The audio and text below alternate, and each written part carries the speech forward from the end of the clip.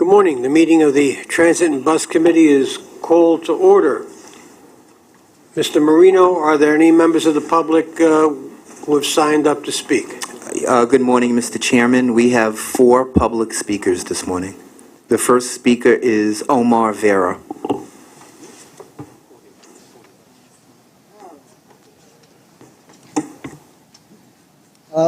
Good morning, Transit Committee, MTA Transit Committee, and welcome back to meeting after July 4th. Anyway, first I would like to finally congratulate the MTA on picking the full, complete get in, get done, and get out option regarding the L train shutdown. I recommended at Bushwick that they should include a free out-of-system transfer between 8th Avenue and 7th and 6th Avenues, between ACE and then 1, 2, 3, F and M, at least to preserve some viability between the stations. I also recommended for the M train shutdown to include a free out-of-system transfer between the G at Broadway and the JMZ either at Hughes or at Lorimer. Third, I would like to express my opposition to Queensway, preferring to reestablish the Rockaway line north of Liberty Avenue as a rail subway line connecting Queens Boulevard, EFM and R, running the R to connect with the A at the Rockaway branch. That's better. Fourth, I would like to move forward with the select bus service on the M23, as well as institute select bus service on the Q10 Limited to give airport options, with riders with more airport options, as well as to have more Wi-Fi on other airport buses like the M60 and Q70. I also would like to extend the BX41 to LaGuardia Airport. That's given. Another thing, I would like to modify the 68th Street Hunter College station, making it an ADA accessible station, as 2nd Avenue Saga's blogger Ben Kabak wrote. That was not done because the East 69th Street residents called NIMBYs didn't want it. But I thank Mr. Kabak for exposing basically the residents for who they are, just bitter. Anyway, thank you for having me here. Have a good day, and thanks. Thank you, Mr. Vera. The next speaker is Arthur Piccolo. Members of the board, 2 months ago at the public session, I spoke and offered, I think, a very creative, simple idea. If you were redesigning the subway system today, you would vastly redesign it from what it is 100 years ago.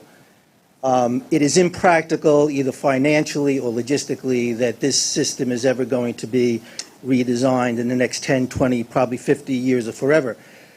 An option that could substantially enhance the existing subway system would be to create whatever the number is, 12, 18, 24 major switching points within the existing system, which would take this flow now and allow it to be incredibly more flexible, create new lines, create different patterns during the day.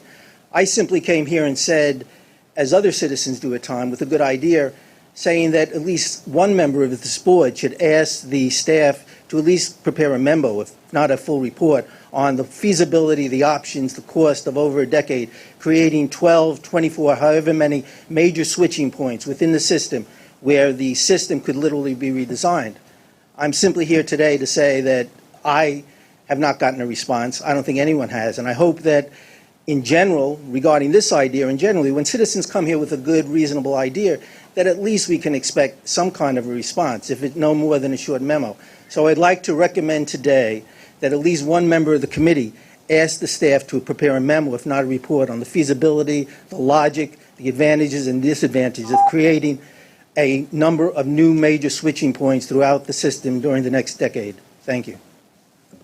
Thank you, Mr. Piccolo.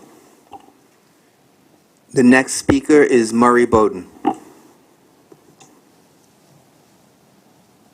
Morning, John. It's been a long time since we've seen it. Was up on Madison Avenue. I saw you last. Welcome to the board. I was going to talk about LED bulbs. This is a 60-watt LED bulb, but I'd like people to test it. I'm lending them to people to test and to get the word out. Susan, in the minutes in this meeting, Freddie, I'm using first names simply because I want to change the way the meeting feels. Susan, in this report, Freddie is referred to as the chair, and so I think that could go over to Metro North and the other ones as well. Downstairs, there's a picture of the new subway. Hi, Ronnie. I can't see you. There's a picture of that new subway that you've ordered, and I think it's wonderful. And to compliment you and your staff on not only getting one set, but moving forward on multiple sets to go forward in a way that will make this agency and transportation easier, and there's a lot of good things. The other point I want to talk about is that when you do reconstruction of stations, that you think about doing partial reconstructions, doing those parts that are essential to make multiple stations easier to use. When you do a full reconstruction, it takes a really long time, and you've only done one. Look for where you can take small pieces of upgrade and do it in multiple places and help a lot of people much quicker as a transition to getting things done quicker. Thank you. Thank you, Mr. Bowden. The final speaker is Jason Pinheiro.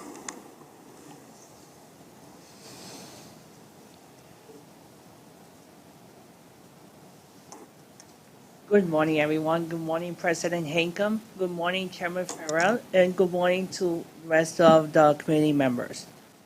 My discussion this morning, one of them is about the M5 split.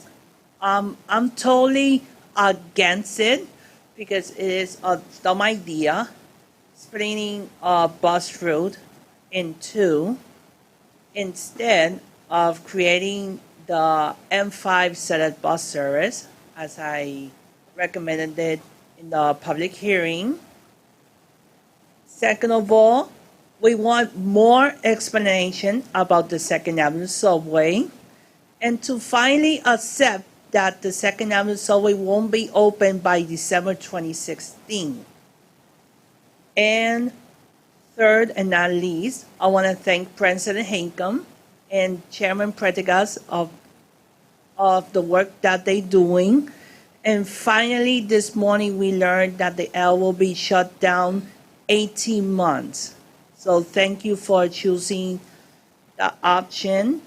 And about Second Avenue Subway, I did a video on July 3rd that will describe all the conditions on a Sunday on 2 of the 4 stations around Second Avenue. So thank you for having me this morning, and I'll yield my time. Thank you, Mr. Pinheiro. That was the last speaker. Thank you. Before we proceed to minutes, although it might seem redundant, I too would like to welcome John Samuelson to this side of the podium for his first meeting as a member not only of this committee but as of the board. Is there a motion to approve minutes? Second, any changes or corrections? Hearing none, all in favor? Thank you. Mr. Chuback, are there any changes to the work plan? No changes, thank you. Then I'm very happy to ask President Ronnie Hakem for her opening statement. Good morning. For my report this morning, I'd like to discuss an important update on the Canarsie Tunnel project and the decision we've made regarding the method for reconstructing it. As you may know, the chairman set out a process for us of robust community outreach and engagement with our customers and all potentially impacted communities, and we've all been very busy doing that. You know, the goal there was to educate the public on the need for the project, the different options that were under consideration, and to get feedback to inform our decision on how to undertake this project and the needed tunnel closure, either over an 18-month full 2-track tunnel closure or work 1 track and tunnel at a time over 36 months. I'd like to take a moment, with your indulgence, to show a video with which we started every community meeting, which I think provides excellent context for this project. So, may I ask to run the video? Thank you. To understand the incredible growth New York City has seen over the past few decades, all you have to do is look at the L train. Each weekday, 400,000 riders use the L. which travels through the Canarsie Tunnel under the East River, connecting Manhattan and Brooklyn. At all hours of the day, people depend on the L for work, for school, for fun.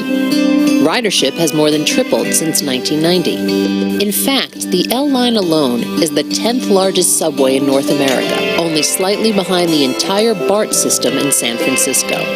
25 years ago, nobody could have predicted such growth, or the kind of growth we've seen on this line. It's fantastic for New York City, but it makes our job of repairing the Canarsie Tunnel, which was heavily damaged during Superstorm Sandy, even more difficult. But repairing the tunnel and keeping our riders safe has to be done. If we don't have a strategy for a planned closure, we risk unplanned closures and uncertainty for our riders. Those are risks we can't afford.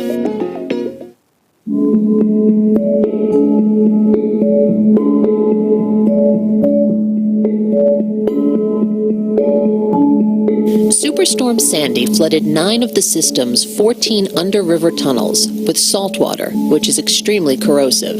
There are 3 tunnels where the work has already been completed: Montague, Greenpoint, and Steinway. We have 3 tunnels where the work is underway: 53rd, Cranberry, and Joralemon. Work still needs to be done to the Clark and Rutgers tunnels, but rebuilding Canarsie is the most crucial. Canarsie was hit especially hard, with 7 million gallons of salt water flooding in from the East River. The damage was catastrophic. In the entire history of the subway, only the damage we suffered on 9/11 on the one line was greater than what we're currently facing with Canarsie. The Canarsie Tunnel is 92 years old and consists of 2 tubes made of cast iron and lined with concrete. Each tube carries 1 track. During peak times, 40 trains an hour go through the tunnel. On an average weekday, 225,000 riders travel through these tubes. Sandy flooded both tubes, damaging every part of the tunnel. The most devastating damage occurred in something we call a duct bank. These are concrete structures that provide a protected pathway for the miles of cables and circuits necessary for communications, power, and safety of the trains. The salt water from the East River flooded these duct banks. The silt dried out inside the structure, hardening like cement and destabilizing the duct bank from within. So we can't pull out the cables to replace them, and we can't hang new cables on the duct bank because it's literally falling into the tracks. We've done some interim repairs, but those are only a temporary fix, and we can't just keep patching. We have to rip out and rebuild all 37,000 feet of duct bank. There's simply no other option. While the Canarsie Tunnel is still safe for passengers, what we're trying to avoid is unplanned shutdowns due to further deterioration. Or worse, an emergency situation that puts our customers at risk. That's why we need to get started on preparing for the repairs as soon as possible, even though long-term 24/7 closures won't happen until 2019.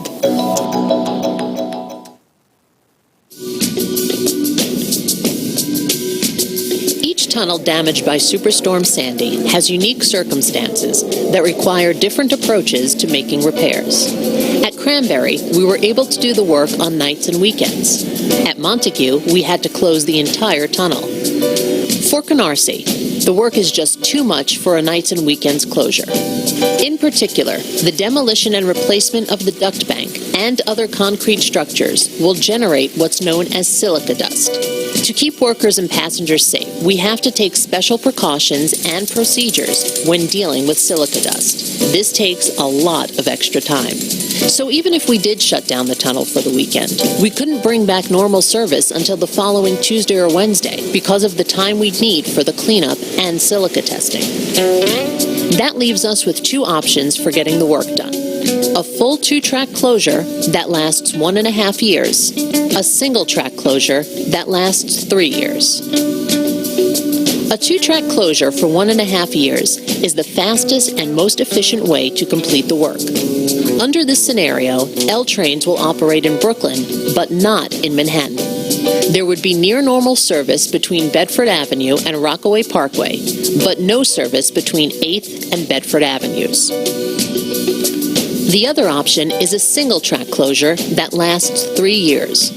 Trains would operate in two sections, between 8th Avenue and Bedford Avenue, and between Lorimer Street and Rockaway Parkway. There would be no rail service between Bedford Avenue and Lorimer Street. There would be near normal service between Lorimer Street and Rockaway Parkway, and trains every 12 to 15 minutes between 8th and Bedford Avenues. This option preserves the connection between Bedford Avenue and Manhattan, but service through the tunnel won't be frequent or reliable. Only 1 in 5 passengers who want to use that connection will be able to, because of the extreme crowding and long waits that we anticipate will occur. Single-track service is inherently fragile because we can't reroute trains when problems occur. So unplanned shutdowns could still happen under this scenario. With both scenarios, subway service between Rockaway Parkway and Lorimer Street would be near normal, with trains in both directions operating every 8 minutes. And we're looking to beef up other travel options for customers to compensate for the service disruptions. These options could include extra trains on the G, J, and M lines, enhanced bus service on 14th Street, increased B39 bus service over the Williamsburg Bridge, additional ferry service, bike sharing, and ride sharing. Because any long-term 24/7 closure won't come before 2019, we've got time to get these options right. But before 2019, there will be some full shutdowns on nights and weekends to prepare for this work, regardless of which construction scenario is chosen.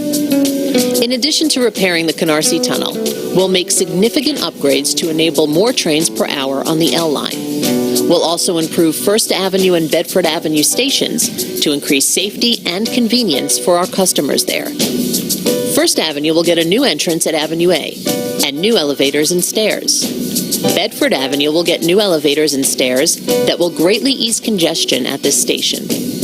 But before any of this work can happen, we need to fix the M line first. The M will be an important backup to the L, so we need to make sure it's in good shape. We'll be replacing 2 deteriorating century-old structures. When it's done, M-Line customers will have a more reliable ride, and L-Train customers will have a good alternative during the Canarsie Tunnel work.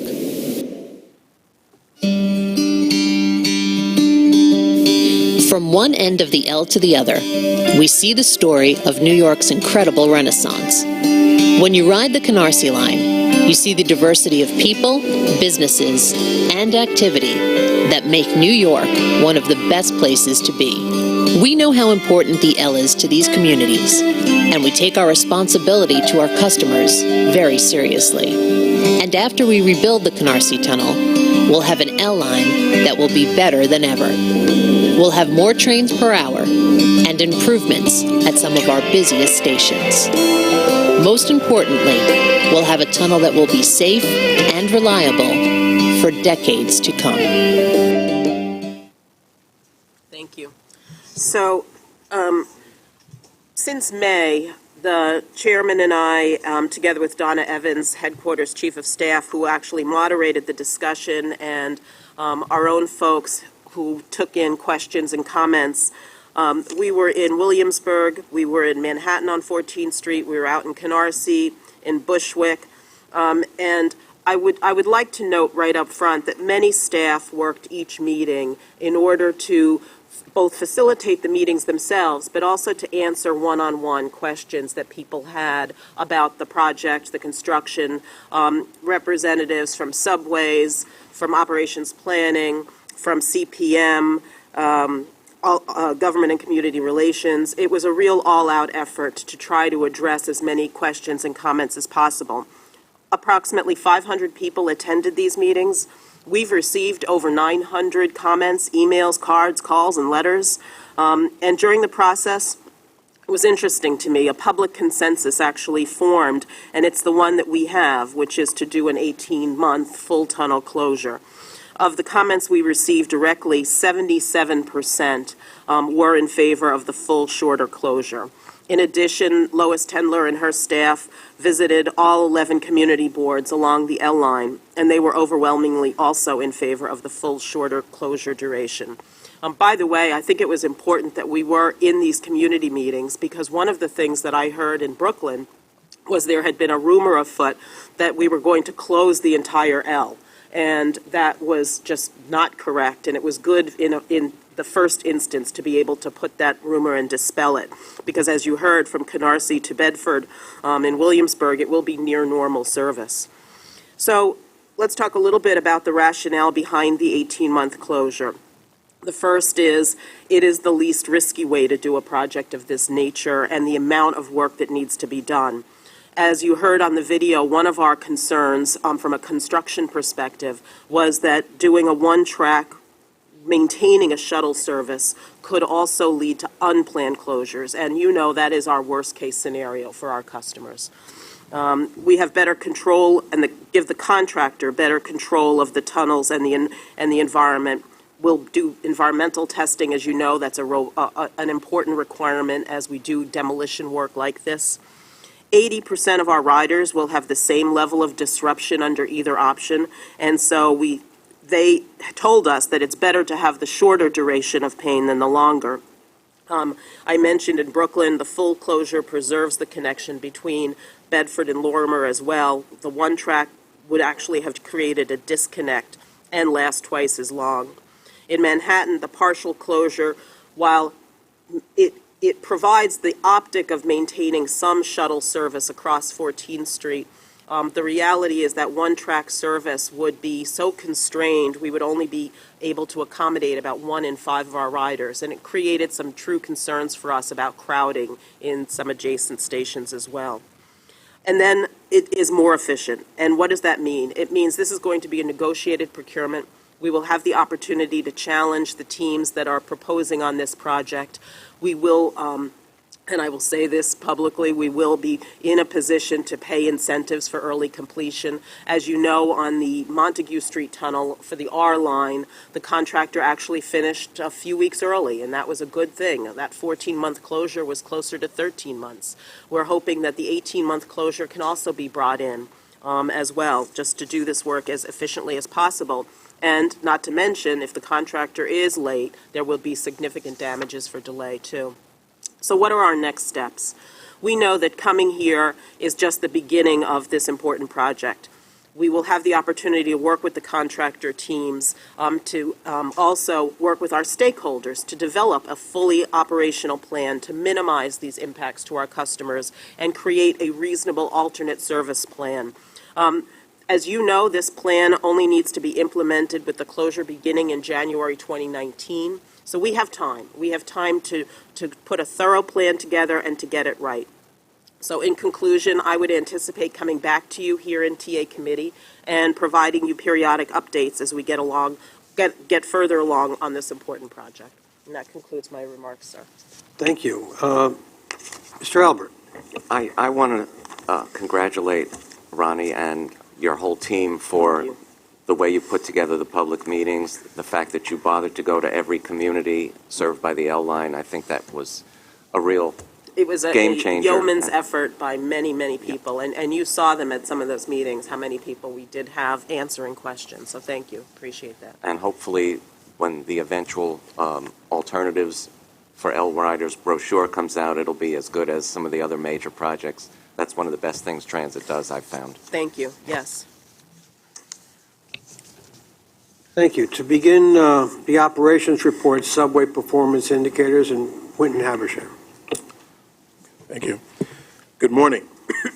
I'm pleased to report that the 12-month system-wide weight assessment in May was 78.2%, which is the highest 12-month weight assessment in the past 11 months. The system-wide monthly weight assessment was 80.3%, breaking 80% for the first time since the summer of 2014. The 12-month mean distance between failure for the fleet was 122,280 miles, which is down 15% from last year. The 12-month MDBF was 88,000 for the legacy fleet and 163,000, though, for the Millennium fleet. Monthly MDBF in May increased, though, for the third straight month and was 140,193, the highest level since June of 2015. Monthly A Division MDBF was 166,432, which was the highest since May of 2013. I'm pleased to report that the last of the converted R188s from Kawasaki arrived at the end of June, and the overall 7-line 12-month MDBF reached 189,531 in May. For the new R188s, the 12-month MDBF was 436,023. In recent months, the committee has inquired about our efforts to improve service reliability. I'd like to give updates on two important initiatives: major incident reduction and platform controllers.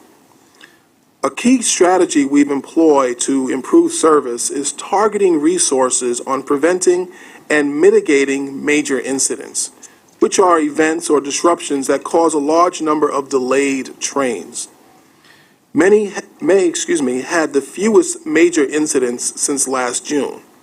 May was 12% better than the 12-month average, and both the month-over-month and year-over-year figures continue to trend in a positive direction. The reduction in major incidents is largely due to our aggressive focus on preventative maintenance and inspections. A second initiative to improve service reliability is the addition of platform controllers in many new locations. We have discussed that platform controllers are strategically staged to speed customer loading and unloading, but another very important function they provide is improved response to incidents when they happen.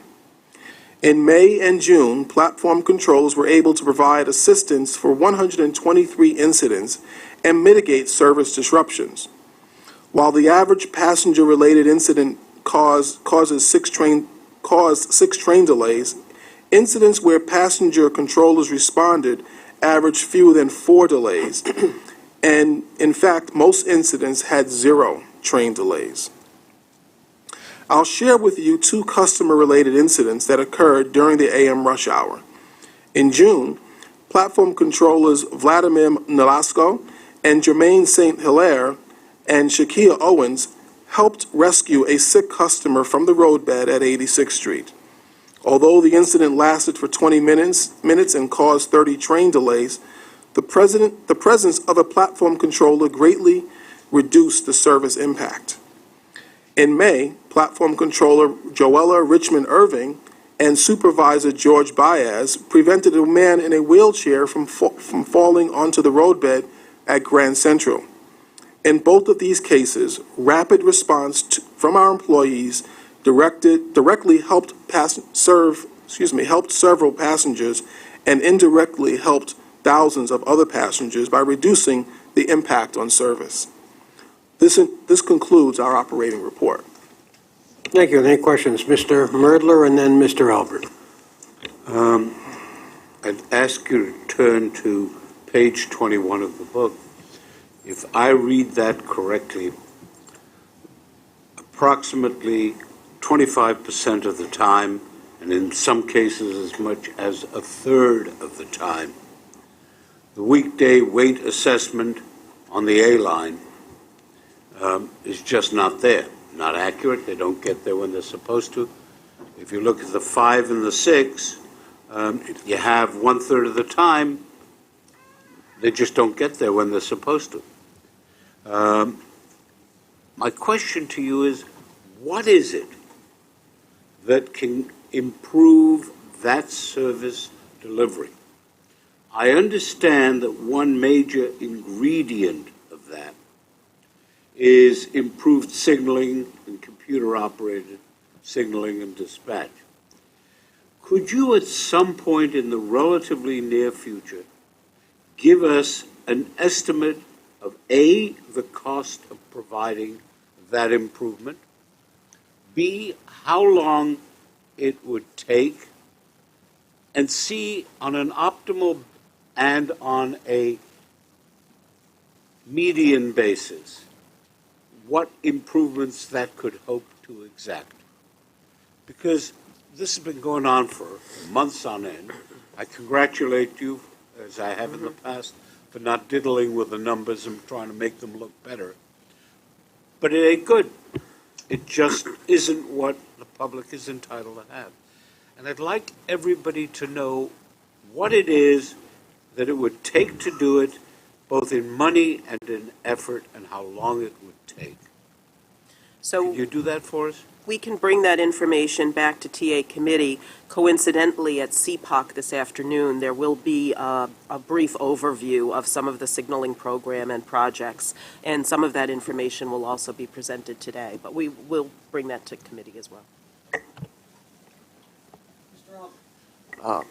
Winton, on page 24, where you're giving weekday terminal on-time performance, the 2, 3, 4, 5, and 6 have very low numbers for that. Is that not a cause for concern as long as the interval between trains remains pretty steady? So that, I mean, most folks aren't riding terminal to terminal, obviously. So if 70% of the trains are late, but they're all late a similar amount, it's not noticeable to the riders. Is that a fair statement? I wouldn't entirely reduce it, Commissioner, to it's not something that's really relevant, because it is. We look at service as a combination of several things, and we look at weight assessment, we look at on-time performance.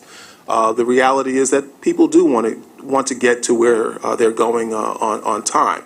That said, as you're very well aware, the on-time performance number is the time at which a train arrives at its terminal, and no more than 5 minutes, once it's more than 5 minutes late, yes, it's considered late, and that's what feeds and drives that on-time performance number.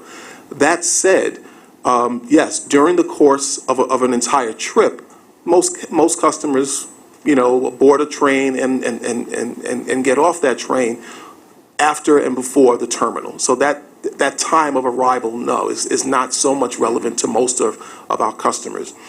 We more so focus and provide the service based on weight assessment, evenness, arrival at gap stations and the like, and that's what we really have been focusing on. And we've gotten some real data that's helped driving our decisions. I spoke earlier about addressing incidents, and for several months now, we've really been reducing the amounts of major incidents and managing those incidents so that it has as minimal an impact on our customers as possible.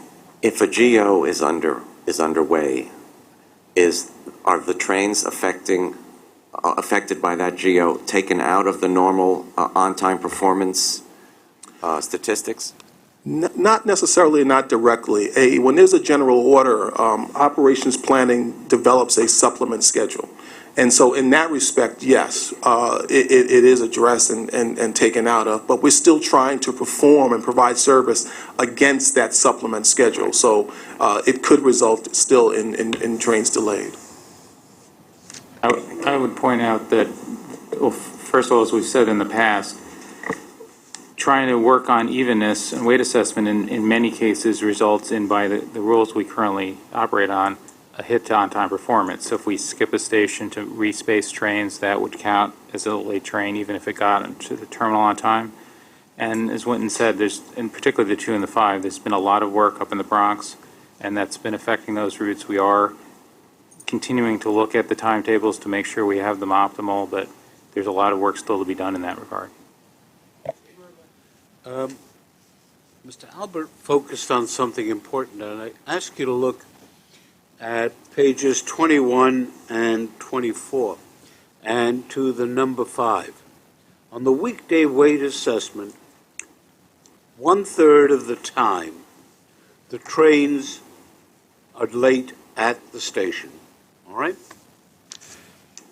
If you look at page 24, approximately 1/3 of the time, those trains don't get to their terminus in time. In other words, 2/3 of the time, they're late. And the question I have, is there any data at all that shows you specifically where the delays persistently occur? Sure. And is the public made aware of that? For transparency, shouldn't the public know that if there is a patch of the line that is delayed, this is the patch, and here's why? The answer to your first question I'll address is yes, particularly on the 5 line. We have, working very closely with our partners in operations planning, we developed a tool using ATS data, automatic train supervision data, that tells us exactly where the delays are occurring for a particular trip on a particular line, and we look at it an entire day. So we've recently developed this tool. We are using this tool to help us better manage the service, but specifically relating to the 5, and I think we may have spoken about this last month. As Peter just alluded to, there is a major signaling project that's been going on for about 2 or 3 years now. We expect it to be completed in the spring or the summer of 2017. That is causing the bulk of the delays on the 5 train, a good amount of them. And because they work under traffic, particularly during the daytime hours from 10 to 3, the contractors are out there working, and they do cause some of the train delays, a considerable amount of them. And so while we try to manage that and keep them to a minimum, we recognize that that project will continue for the next 6 months to a year, after which we will likely see a dramatic improvement in service. Well, let me amplify on that, if I may.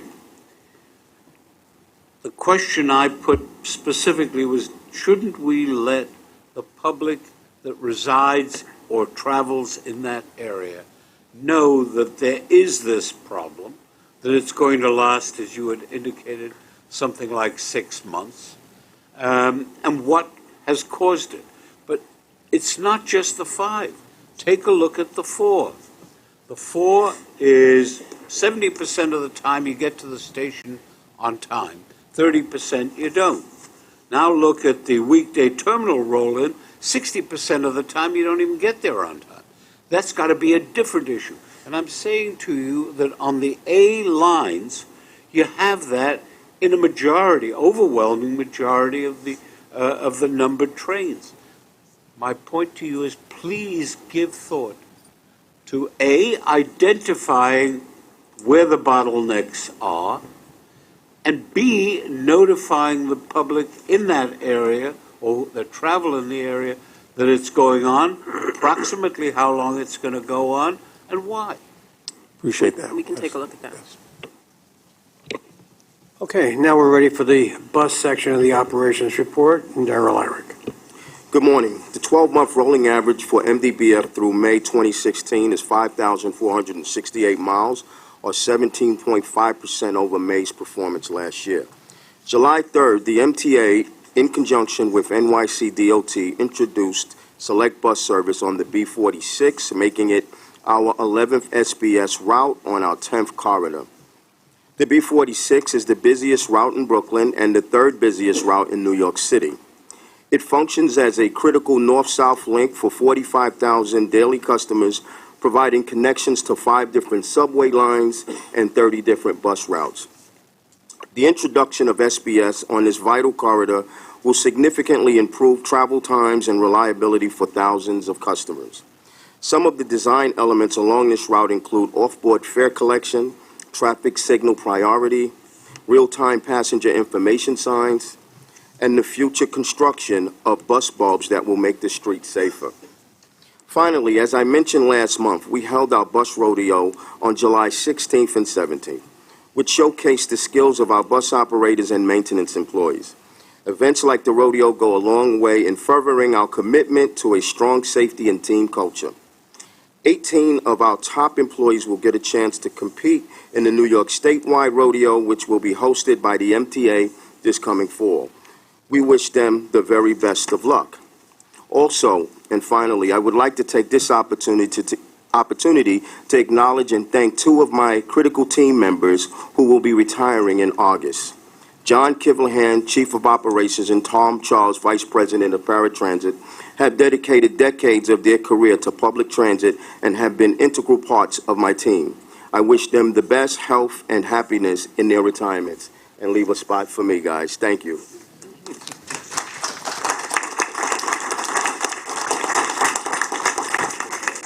That concludes the bus report. Not so fast, Mr. Irick. Okay. Mr. Merdler.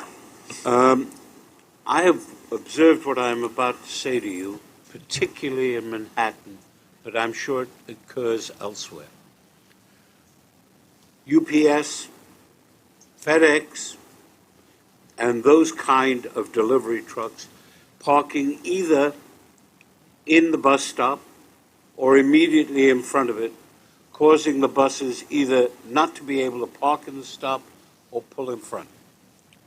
Those folks display 9/10 of the time a traffic ticket in their window, and they collect one a day, they pick them up, they take them over to whoever acts for them, and they pay a flat fee for the year for the privilege of screwing up people's lives. Now, it seems to me that have you given any kind of consideration as to the extent to which that kind of conduct impedes your ability to get the buses on time and to get people to the sidewalk so they can disembark safely and embark safely? Have you given consideration? Oh, absolutely. I mean, that's a valid observation, but it's one of many factors that play into the big picture of traffic. Traffic is a ever-increasing challenge for our bus operations today. We work very closely with DOT, NYPD to mitigate most of it, but it's an ongoing challenge and something that we're continuing to discuss and work on. Absolutely. Has there been any effort to communicate with the Office of Court Administration to act and provide for increased fines or attending to the fines that they should be at the level they're tagged at? They just bring in a bucket of tickets and they get a flat number. Pardon me? But it seems to me, whether there's a bill or not, the courts ought to be asked to enforce the law, because you guys are getting the blame, the bus driver and the people who run the system are getting the blame for something that is their responsibility and DOT's responsibility. Absolutely. So, we haven't, but we will certainly look at pursuing that as an option. Thank you. Mr. Albert. Good afternoon. Many of you might know that last week the transit advocates, in concert with Transit Center, released a report called Turnaround, and it was really focused on how to improve bus service throughout the 5 boroughs. And one of the key statistics coming out of that report was how bus ridership has declined 16% over since 2002. And as we receive reports about the delays in subways, one of the things we've pointed out is there's significant potential, certainly in our bus system, to catalyze ridership again. And for many years, we've focused on the capital improvements that have happened. As you know, we've been very supportive of the 11 select bus routes, where we think they have made tremendous improvements on those 11 select bus service corridors. And what this report really identifies, in addition to some of the capital improvements or recommendations rather, is some operational efficiencies that we think should be explored and examined. So it's really about reimagining and re-engineering our bus network as it's currently laid out. And one of the questions that I received from press was, well, how receptive have the DOT and MTA been to the transit advocates over the years? And I said they've been very receptive. In fact, we've had ongoing dialogue for many years, et cetera, et cetera. And they said, well, do you expect them to take these recommendations and work with them? And I said, yes, I do. We've had a very good, again, ongoing dialogue for many years within advocacy and the agencies. So I hope to be able to say that moving forward when I'm asked that question. I don't expect not to be able to. I know that there's also an opportunity with the L shutdown to really look, and this is certainly a city DOT issue, they're aware of it, and the advocates are pointing this out too, an opportunity to really rethink how we're using and dedicating our space for transit and for buses in particular. So we're hoping that as a lot of these pilots are put in effect for the L shutdown or for other initiatives that we're seeing throughout both agencies, that we look beyond just them being merely pilots during moments of crisis or moments of difficulty and challenges in the system, but trying to make those pilots more models moving forward. And I just want to emphasize that we hope to see the L shutdown again and some of these other initiatives really serve as opportunities, again, not just for that moment, but to reimagine and re-engineer our streets and our processes and operations in both agencies. Thank you. Mr. Albert. I neglected to bring this up, Winton, during your report, but I hope we're going to get regular updates on the status of the R-179 car procurement, because if you look at the MDBF on the R-32s, it is declining and declining at a rapid rate, and we need those cars badly.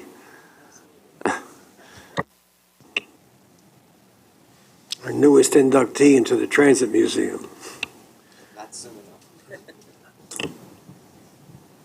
The coast is clear for a Okay. safety report from Cheryl Kennedy. Good morning. Turning to the first grid on safety performance, results were as follows. With the exception of fires, all items discussed refer to rates. Subway customer accidents decreased when comparing the 12-month period of May 2015 through April 2016 with the prior 12 months.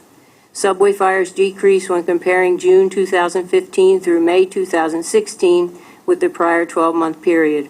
All fires reported for the 12-month period were of low or average severity, with most occurring along the right-of-way, attributable to debris. Bus collisions and customer accidents increased when comparing June 2015 through May 2016 with the prior 12-month period. However, bus collision injuries were relatively flat for that same period. As previously reported, the Department of Buses continues their efforts to analyze collision trends, implement programs, and deploy management to help reduce collisions. Employee lost time accidents for the 12-month period ending May 2016 increased, with slip, trip, and falls and overexertion accounting for over one-third of the accidents. As noted on the second grid on leading indicators, progress towards the goals continues, and we do not foresee any issues or barriers to achieving our reported goals. That completes the safety report. Thank you. Any questions on that? Hearing none, I'd like to ask Chief Fox to present the crime report. Sir, good morning. Good morning, all. Before I start my report, I want to thank President Hickam for the signage in District 1, and Joe Nugent's been great as always. We met, the President and I and Chief Coogan, we met in January and February when we were dealing with the spike in crime, and we were talking about how to get more presence and visibility. So in addition to deploying officers, what the President suggested was in each of our districts, there's really no signage around the platform and in the station. The only sign that says Transit District is usually right in front. So in District 1, which was the first one, we have a lot of additional signage now. So most places throughout the system on 59th Street, it'll tell you where the Transit District is. So we're going to do that for each, and it's going to go a long way. Thank you. So as per the document that my office forwarded to the board last week, for the first half of 2016, major felony crime was up 1.3% within our system, with 15 more incidents this year than last year. However, as of today, felony incidents this year are actually down, with 9 less incidents this year, a reduction of 0.7%. Chief, could you please speak more clearly into the mic? Yes. What I was saying is that as of the report that we gave last week, our crime was up 1.3%, but as of today, we're actually down 0.7% as of this morning, 15 fewer incidents. So, and for the month of June, total major felonies were down 2% over the same period last year, with 4 fewer incidents, though 8 more robberies during the month, a 16% increase, though there were declines in felony assaults of 10% and grand larcenies, 7%. Over the past month, the average number of major felonies decreased from 6.3 per day to 6.1 per day. The average number of major felonies year to date is 6.3, which is on pace with the 6.2 per day we experienced last year. Of the 190 major felonies during June, 34% Lower Manhattan, 28% in Brooklyn, 25% in the Bronx, and 13% in Queens. As you will recall, we began this year with an increased number of major felony incidents. For example, in January, we had 59 more incidents, a 39% increase over January of 2015. Keep in mind these additional incidents came after some of our lowest years in reported subway crime. 2015 was our fourth lowest crime year in modern history, and our second lowest year in recorded robberies. Still, with the various responses to this increase that I've outlined over the past 6 months, we reversed this trend in the second quarter. In April, subway crime was down 17%. In May, it declined 7%. And as I had mentioned, there was a 2% decline in June, this last month. As Commissioner Bratton has recently pointed out, during the first half of this year, in fact, over the past 30 months, we have continued to enhance public safety, both above and below ground.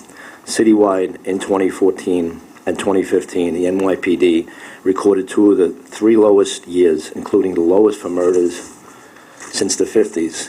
It also recorded the lowest years for robberies, burglaries, auto theft since the 60s, and the second and third lowest years for shootings since we've been tracking them back in 1994. In this work to reduce and prevent crime, one arrest on June 22nd is worth mentioning. As the victim, a young woman was seated aboard the R train at Rector Street. The perpetrator removed her cell phone and wallet from her hand. He fled. He boarded the Staten Island ferry. Our transit officers communicated with officers in Staten Island, and they were waiting at the ferry, at the dock, at the pier in Staten Island. They did a controlled exit, and they were able to arrest 20-year-old Trevon Little without further incident. The victim's property was recovered, and Little was charged with robbery. He has a total of 25 arrests and is currently on $30,000 bail, awaiting his next court date. I also want to mention that last week, I had the delight of welcoming 176 new officers, young men and women, to our transit system, to our bureau. Over the last 3 years, the number of officers assigned to transit has remained more or less the same.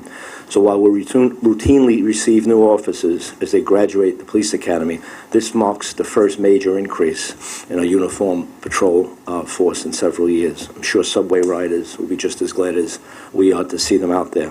I thank the members of the board, President Hakam, Freddie, and all, and any questions or suggestions, please share. Any questions on the crime report and of Chief Fox? If there are none, thank you, Chief. Thank you. And I will ask Michael Chubak to begin the finance report. Thank you. Preliminary May 2016 New York City Transit farebox revenue of $369.1 million was $6.9 million, or 1.8% below budget. Year-to-date revenue was $1,794 million, $45 million, or 2.5% below budget. Preliminary May 2016 operating expenses exceeded budget by $5.4 million, 0.9%.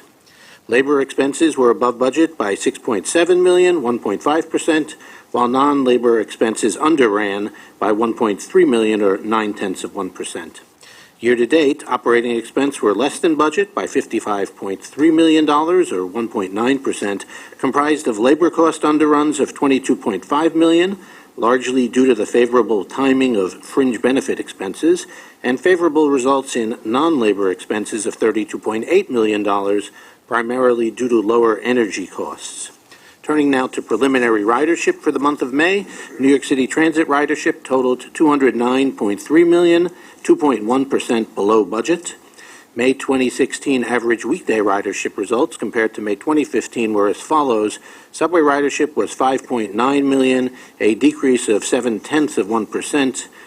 New York City Transit local bus ridership was 2.1 million, a decrease of 3%. Express bus ridership was 42,000, an increase of 0.3%. And paratransit ridership was 29,000, an increase of 0.4%. We also have an early look at results for June 2016. Preliminary June farebox revenue was $384.6 million. That was $7.3 million, or 1.9% better than budget. and preliminary June 2016 operating expenses exceeded budget by $45.9 million, 8%, due primarily to additional NYCER's pension requirements. This impact has been included in the July 2016 financial plan, which will be which will be presented at the board meeting on Wednesday. And that concludes my report. Any questions on the finance report? Hearing none, then I'd like to, Mr. Albert. Can I address the Staten Island Railway part of your presentation? Sure. There is language here that says the operating revenue was $3.8 million, also due mostly to an underrun in fare box revenue.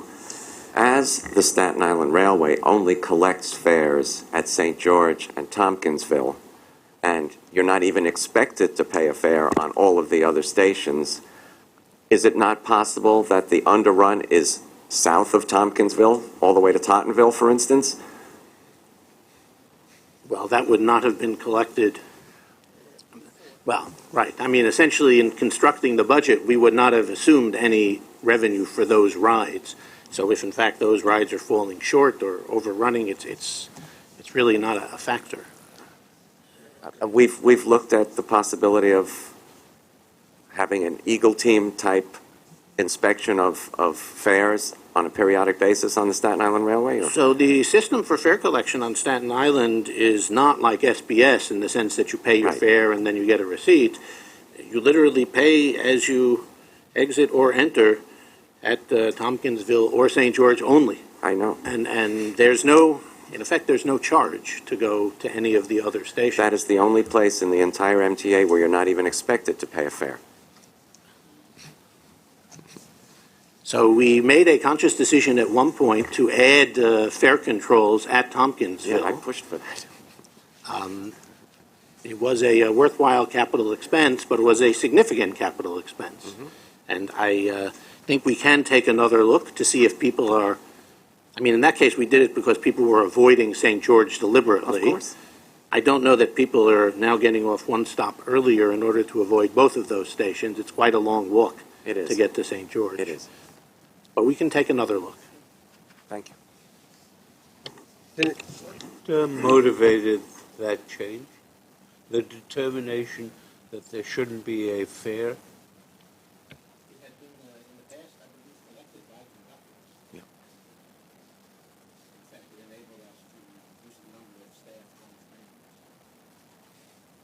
Are you clear that the economics are such that it doesn't pay to return conductors? There actually is, the MetroCard system could not accommodate the multiple transfers that would have been involved. And this was all back in '96, I think, whenever we put in the free transfers, because you can get free transfers from bus to SIR to subways in Manhattan, and adding that extra additional collection was not feasible at that point. In light of the new electronic ticketing pilot that's going to be taking place on Hudson Line and Port Washington Branch and soon on the Harlem Line, is this something that could be applied to Staten Island Railway? Could be. Don't know, but we should take a look at it. Thank you.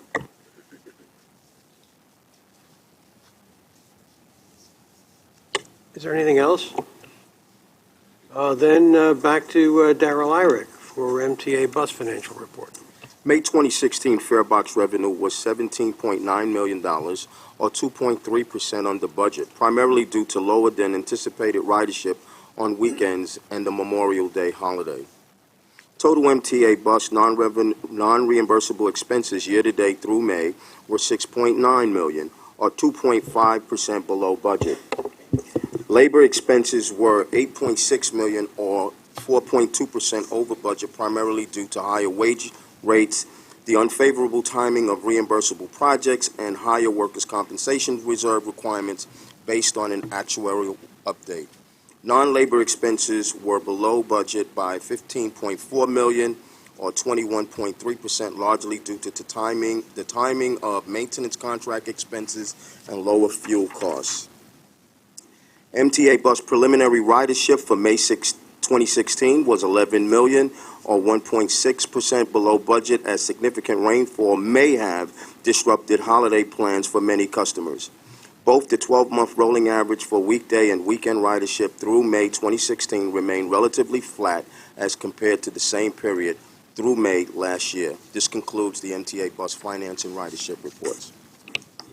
Thank you. Are there any questions or comments? Hearing none, I'll ask John O'Grady to proceed with the capital report.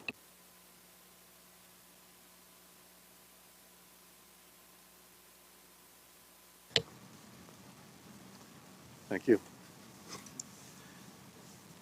Capital program results commitments during May 2016 totaled $48.7 million. This included Sandy resiliency at 17 vent plants and adjacent tunnels, station ventilator rehabilitation at 2 stations in Brooklyn, that work performed by in-house forces. Meanwhile, completions during the month of May totaled $86.5 million. This included station renewal at 5 locations on the Liberty Line, 80th through Rockaway Boulevard, and Sandy resiliency work in Lower Manhattan to install flood doors and hatches. This work funded by the Small Business Federal Program. That concludes my report. Thank you. Any questions on that or on the entirety of the operations report? If there are none, I'll ask Steve Plachocki to discuss procurements. Good morning. The procurement package, which presents New York City Transit and MTACC procurements, includes 19 actions totaling $96.7 million in expenditures. I would like to highlight 2 procurement actions included in this month's agenda. The first item is a modification to exercise a 2-year option with Corporate Transportation Group Limited, known as CTG, through August 2018, and with Medical Transportation Management Incorporated, known as MTM, through November 2018, to continue providing broker-based car services for paratransit accessoride customers. The total estimated expenditure for this modification during the option period is $114.7 million, with anticipated allocations between CTG and MTM to be $89.1 million and $25.6 million, respectively.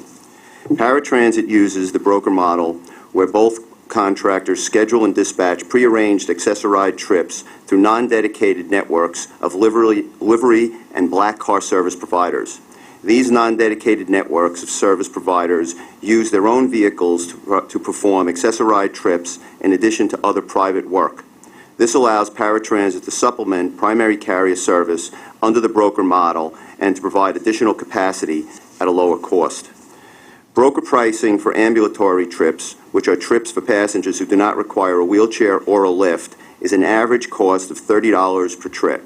This is approximately 47% lower than the cost for primary carrier service, which is estimated at $57 per trip. Since the start of the broker contracts, Paratransit has achieved significant savings and anticipates that it will have saved an estimated $124.2 million by the end of the base terms for these contracts. In an effort to continue providing accessoride service at a low cost, achieve additional savings, and increase vehicle capacity, Paratransit will expand the broker model during the option period with a pilot program to include trips for non-ambulatory passengers who require wheelchair or a lift to travel. Paratransit will supplement non-ambulatory accessoride trips through the broker contracts and test and evaluate whether the broker model can sustain additional capacity for both ambulatory and non-ambulatory service. The approval of this modification is anticipated to yield an additional estimated $92.2 million in savings through the end of the option period.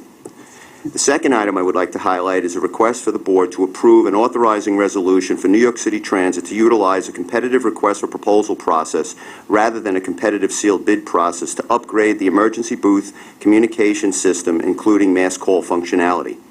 This system is an emergency communication network that allows station agents to communicate with the Rail Control Center, as well as allowing the Rail Control Center to communicate with all station agents in the case of emergencies. The current system is based on an analog technology that can experience protracted call setup times that delay the speed of communications. The upgraded system will incorporate new digital technology and will also improve other communication systems such as HelpPoint and customer assistance intercoms by integrating all of these systems onto a unified platform. To support this initiative, the Federal Transit Administration will fund this project as part of Sandy Resiliency Program. Given the complex nature of this project, it is in the best interest of New York City Transit to utilize the RFP process, which will allow for the consideration of factors other than price, such as the technical proposal and overall technical qualifications, including the quality of the product, the experience of the proposer, alternative approaches, and delivery schedule, in order to determine which proposal offers the best overall value. In addition, the RFP process allows New York City Transit greater flexibility to negotiate contract terms and conditions as well as price. At the end of the RFP process, when a contractor has been selected, New York City Transit will return to the board for approval. I ask for your approval of all actions in the agenda. Is that a motion, Mr. Merdler? Happy to make the motion. Thank you. Is there a second? Second. Now questions and comments. Go ahead. Merdler and then Mr. Jones. Okay. Stephen, at recent meetings of this committee, Dr. Haradny Chanu pointed out that one of the problems has been in terms of getting Second Avenue up on time, the failure of Judlow to provide an adequate number of people to do the work at one or more of the stations.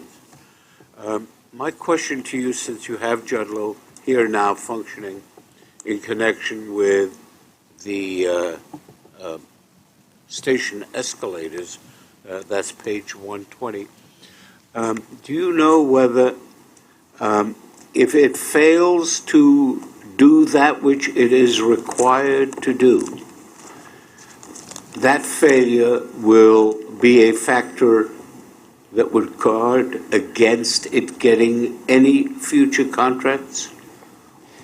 In regard to vendor performance, in New York City Transit, we have an extremely robust vendor performance module where we require the project offices to submit updated project performance and contractor performance, which we keep in a centralized area. And as consultants and contractors are brought on board, this information is brought to bear not only in the selection process of new contractors, if it's a negotiated procurement, but also when considering bid awards. So yes, that would be considered.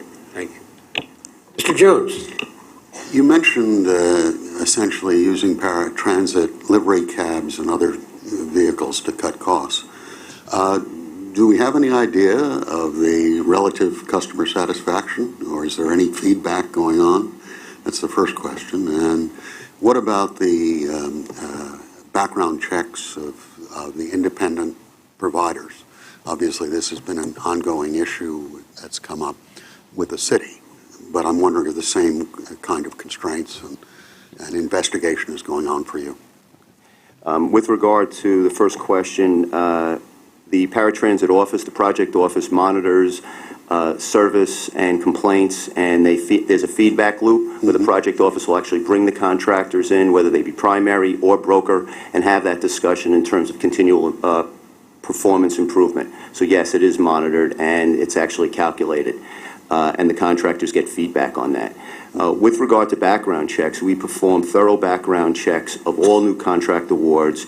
We vet them in terms of the different dollar values. We also look, as I mentioned to Commissioner Merdler, we also look at the vendor performance that they've had on existing contracts, and we consider that in the award process. Thank you. Mr. Albert. Steve, does this cubic item lock us into cubic even beyond the point where we may have gone with another company under the new fare payment system? The existing contract, to a certain extent, and the population of items that we utilize from cubic will start to diminish over time, particularly when we get a new contractor on board.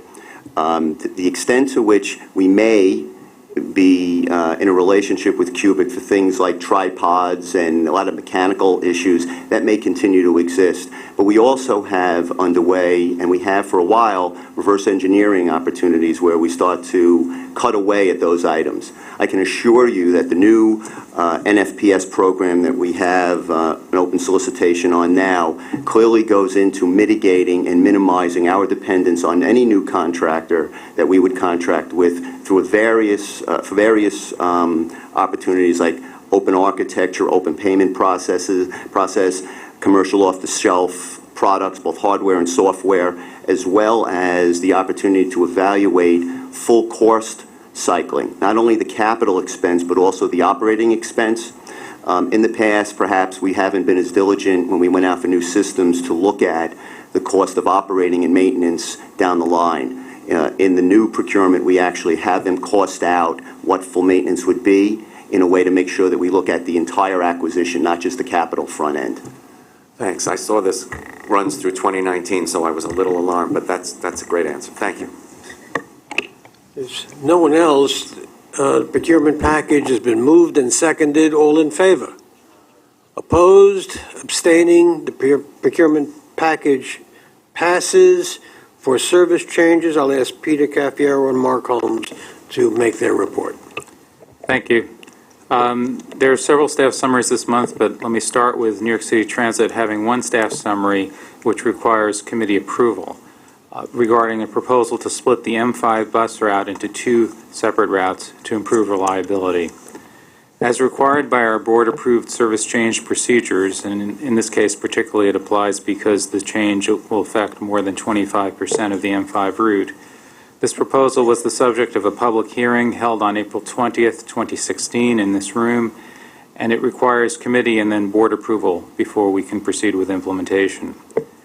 As originally proposed at the hearing, the M5 route, which is 12 miles long and consistently one of the worst performing bus routes in Manhattan, would have been split into two routes at 37th Street in Midtown. Comments received at the public hearing were generally supportive of making changes to the M5 route to improve reliability, but most commenters requested a larger overlap between the two routes and improved connections from both routes to crosstown routes, particularly at 34th Street. Also, multiple commenters requested that New York City Transit implement what we call a three-leg transfer, so that customers using pay-per-ride MetroCards who need to transfer between the two routes now because of this change would not have to pay an additional fare if their trip involved an additional transfer to a third route. Subsequent to the hearing, we refined and revised the proposal to better address the concerns expressed by the public within our bus fleet constraints. Under our revised proposal, the M5 will be split in Midtown with the northern route operating between George Washington Bridge Bus Terminal and West 31st Street and 6th Avenue. A new southern route, the M55, would operate from West 44th Street and 6th Avenue to South Ferry. The two routes will overlap between West 31st and West 44th Streets, with both routes serving more of Midtown and providing connections to the M42 crosstown and the select bus service M34 and M34A crosstown routes. In addition, New York City Transit will implement a three-leg transfer between the M5, the M55, and other bus routes which intersect these two routes. We plan to implement these changes with the January pick in early 2017, and I ask for the committee's approval of these proposed changes. Is there a motion to approve? Second. Are there any questions or comments on this proposal? Mr. Albert? As somebody that heard all of the public comments and whose community board has also commented on this, this is a much improved proposal from the original proposal. I would still have liked to see the M5 go a little further south, as many folks said they would like it to have gone to 23rd Street or something in that area. I don't know the available on-street space available for bus layovers there, but 31st Street is obviously better than 37th Street was, and for the M55 ridership, the southern portion going up to 44th Street is much improved over 37th Street. So there is some overlap. I would have liked to have seen a little more, but if this is what it is, it's certainly better than the original proposal. Thank you. Is there anyone else? Hearing no other questions or comments, all in favor? Opposed, abstaining, service change passes. Mr. Caffiero, continue. Thank you. The remaining two New York City Transit staff summaries are for the committee's information. In both cases, they describe changes that have come out of our ongoing efforts to work with New York City and the New York City Department of Transportation to improve pedestrian and vehicle safety and work towards New York City's Vision Zero goal.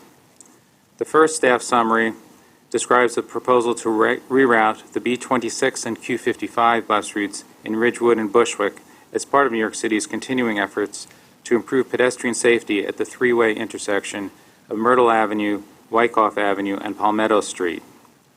The B26 reroute responds to New York City Department of Transportation's plan to create a pedestrian plaza on Wyckoff Avenue between Palmetto Street and Gates Avenue, and to convert Wyckoff Avenue to a one-way southbound street, south or eastbound street, from Palmetto Street to Madison Street. The Q55 reroute would eliminate a very acute turn through the complex three-way intersection. Both routes would continue to provide access to the L&M Myrtle Wyckoff Avenue subway station. The pedestrian plaza and the street changes and the bus route changes will go into effect in early September of this year. The second staff summary is a proposal for a minor reroute at the end of the Q59 bus route in Rego Park. The New York City Police Department and New York City Department of Transportation both requested to us that the Q59 be rerouted to avoid what it currently does, which is making a U-turn on Queens Boulevard, which sounds dramatic, but it's a signalized turn, but it's still a U-turn across a very wide street at 63rd Drive due to heavy pedestrian crossings in this location. The eastbound Q59 will be rerouted along the Horace-Harding Expressway Service Road, Junction Boulevard, and 62nd Drive. An advantage of the new routing is that it also provides better access to the Rego Park Center, a major new retail shopping and dining destination in that part of Queens, and it will also be implemented in September. This concludes New York City Transit's portion of the service change package, and I turn it over to Robert Lai at MTA Bus. Thank you and good morning. MTA Bus has one staff summary to present for the committee's information. The staff summary is for bus schedule changes, which will go into effect September 2016. It includes schedule changes on 8 routes. These changes are a product of MTA Bus's continuing effort to review and revise bus schedules to ensure that they meet customer demand, incorporate running time adjustments to reflect the most recent traffic conditions, and comply with MTA Board adopted bus loading guidelines. These service adjustments are estimated to cost $2.4 million annually. Of this amount, $2.3 million is attributed to running time changes and $0.1 million is attributed to net increases in guideline-based changes. These costs are incorporated in the 2016 platform budget. This concludes the service change section of the agenda. Thank you. Are there any questions or comments on this section of the service change agenda? Hearing none, I'd like to ask President Haycom for her special reports. Thank you. Moving on to Section 8 of this month's agenda, we do have our regular status report on the MetroCard program for the committee's information. And Chairman, before relinquishing the microphone, I would like to note and take a moment to acknowledge Ms. Lois Tendler, who is the Vice President of Government and Community Relations, who will be retiring on September 1st. Saying Lois's title does not begin to show the appreciation that every department at New York City Transit has for Lois's leadership, wisdom, guidance, counsel, great judgment. So thank you, Lois, for over 22 years of incredible service to New York City Transit. We thank you.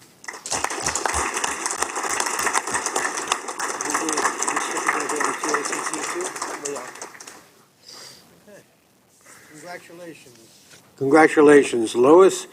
Job extraordinarily well done. Are there any questions or comments or points to be raised at this committee meeting? If there are none, may I have a motion to adjourn? Second, all in favor? This meeting is adjourned. Thank you.